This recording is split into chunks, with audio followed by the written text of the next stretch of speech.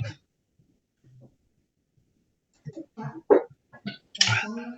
Baik. Ya, Pak Subair mungkin ada masukan tanggapan ulang. Iya. Jadi terima kasih jawabannya dari Ibu Wasri.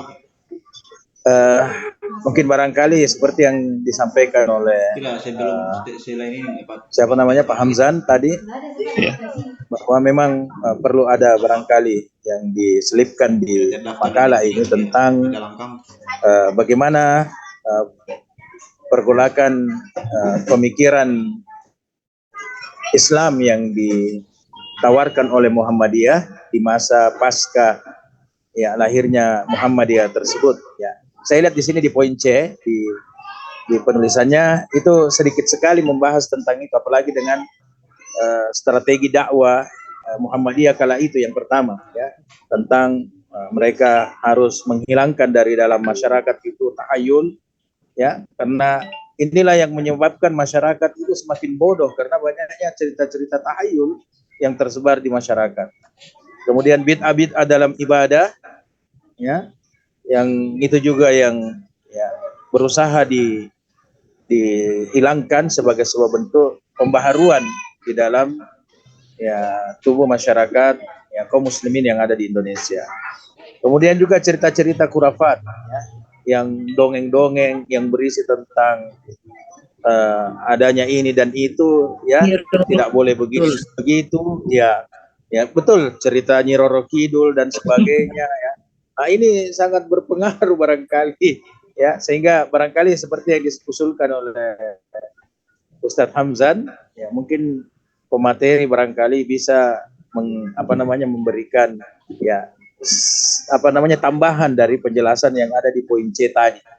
Karena yang saya lihat hanya sekedar disinggung saja, kemudian lebih banyak pembahasannya ketika mengerucut di bidang pendidikan, di bidang politik, kemudian kesetaraan gender, ya, dan sebagainya, kesehatan dan sosial, ya. Jadi saya kira barangkali itu perlu juga dipaparkan itu tentang tawaran Muhammadiyah dengan slogan tahayul bid'ah khurafatnya dalam merekonstruksi pemikiran Islam yang ada di Nusantara pada saat itu. Ya, saya kira minta maaf Bu Sri, ini barangkali usul dari kami untuk kurnakan makalahnya Ibu Sri, ya. Assalamualaikum warahmatullahi wabarakatuh. Waalaikumsalam warahmatullahi wabarakatuh. Saya langsung tanggapi, ya. Saya terima usulnya Pak, dan itu memang saya akui. Ya, seperti tadi bahwa saya memang kurang menyinggung tentang strategi dakwah, saya lebih mengerucut kepada masalah yang lain, karena saya luasnya jangkauan ini yang harus dikaji, jadi semua hanya saya singgung-singgung saja. Tetapi satu hal yang menarik ketika saya memang agak terlambat menyusun ini. Kenapa? Karena terus terang informasi tentang Muhammadiyah saya dapatkan nanti pada saat kuliah ini saja. Jadi kapan Muhammadiyah berdiri, bagaimana eksistensi Muhammadiyah, berapa dan seterusnya. Jadi Muhammadiyah itu menjadi hal baru. Jadi selama beberapa hari terakhir ini saya lebih banyak membaca. Saya membaca. Oh, ternyata begini paling kehadiran Muhammadiyah. Dan satu hal yang saya menjadi benang merah yang saya ambil, saya ingat ketika pada era tahun 2009 kita punya Menteri Pendidikan namanya Muhammad Nuh. Pada saat itu kan beliau dengan langsung mendobrak, mengubah strategi pendidikan yang ada di Indonesia, kurikulumnya itu beliau langsung memasukkan konsep tematik. Jadi saya berpikir, oh ya, Bapak Muhammad Nuh ini kan kader Muhammadiyah. Jadi beliau langsung memasukkan. Tuleng itu Bu Sri. Oh, ini tuleng. Benar-benar. Iya. Jadi saya langsung ingat, oh, Bapak Muhammad Nuh ini langsung menerapkan konsep tematik. Bayangkan di seluruh kurikulum nasional kita menggunakan sistem tematik yang sebelumnya tidak pernah digunakan, dan itu berlangsung sampai pada berganti 3 kurikulum ke depan. Konsep dari Muhammad Nuh masih digunakan sampai saat ini, dan sekarang menjadi kontroversi karena ada yang masih menginginkan, ada yang tidak. Saya cuma mengambil kesimpulan bahwa apa yang ditawarkan Bapak Muhammad Nuh pada saat itu sebenarnya sudah seperti itulah harusnya konsep menjalankan pendidikan kepada masyarakat. Harus tematik, karena kalau tidak tematik kita tidak bisa mengkaji secara utuh pesan dari pendidikan yang akan kita sampaikan kepada siswa kita seperti itu. Mungkin diluruskan Jadi dulu saya- Sri. Mungkin Iya, kalau jadi selama dia enggak- yang menjadi Iya. menteri itu Pak Malik Fajar, Menteri Pendidikan dulu. Malik Atau Fajar, pendidikan itu. sebelumnya Iya. Muhaimin. Iya, betul. Beliau tokoh Muhammadiyah di Kementerian Iya. Pendidikan. Kalau Nuh itu bukan. Iya, Iya, Oh, bukan ya? justru Nuh itu. Malik Fajar, Pak Prof. Malik Fajar dulu, Iya. sebelumnya Muhaimin. Iya, betul Pak. Iya, tapi konsep yang ditawarkan Menteri Muhammad Nuh sebenarnya itulah konsep yang ada di dalam Muhammadiyah pada saat Kiai Haji Ahmad Dahlan pertama kali mencetuskan ide tentang bagaimana moderasi pendidikan di negeri ini. Saya sambil membaca itu, ya kadang juga air mata mengalir, saking terharunya dengan pergerakan eksistensi Muhammadiyah ini, dan ya Masya Allah saya merasa sangat beruntung bisa mendapat kesempatan untuk belajar di sini. Mungkin dari saya itu saja. Kalau masih ada tanggapan, saya persilakan. Teman-teman yang lain mungkin. Bu Ratna, ini waktu kita sudah lewat 10 ya.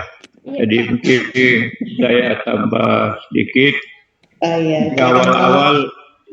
Awal-awal tadi saya tidak terlalu dengar dari makalah karena lama baru bisa masuk.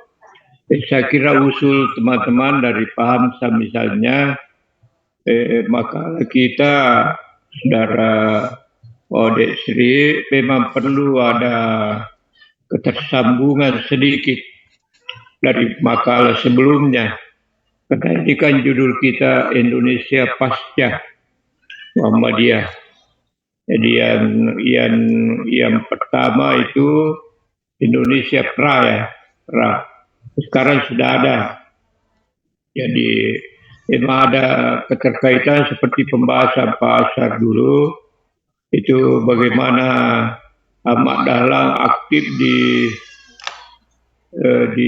gerakan, siapa namanya dulu itu, Budi ya pendidikan itu, Budi Utomo 2000 berapa 18 ya 1998. ya, itu ada. Jadi perlu ada ketersambungan supaya kita melihat bagaimana Indonesia ini, kalau pembahasan lalu bagaimana Indonesia sebelum Muhammadiyah, sekarang Indonesia sesudah ada Muhammadiyah. Ya kalau kita mau apa ya, seperti pertanyaan Pak Subair, TBC itu tantangan yang sangat berat dan tetap dilakukan.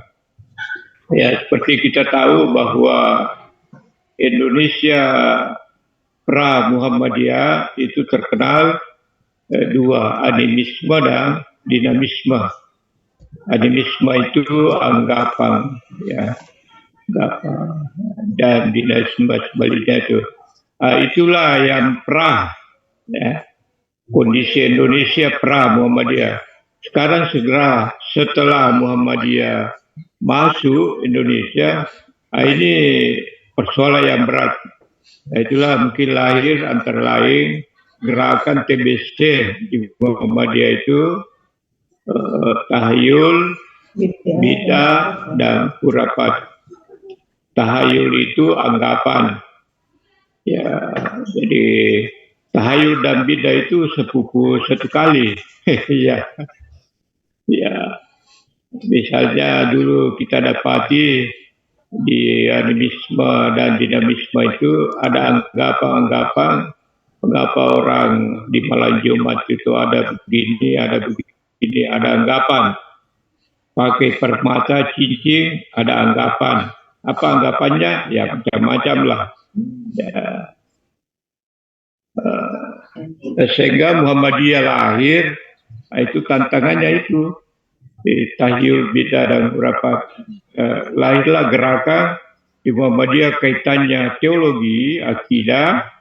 Itu yang pertama, meluruskan akidah umat, utamanya kiblat salat. Ya, kalau saudara pernah melihat filmnya itu Sang Pencerah, itu kan Kiai Haji Ahmad Dahlan membetulkan apakah membetulkan atau membenarkan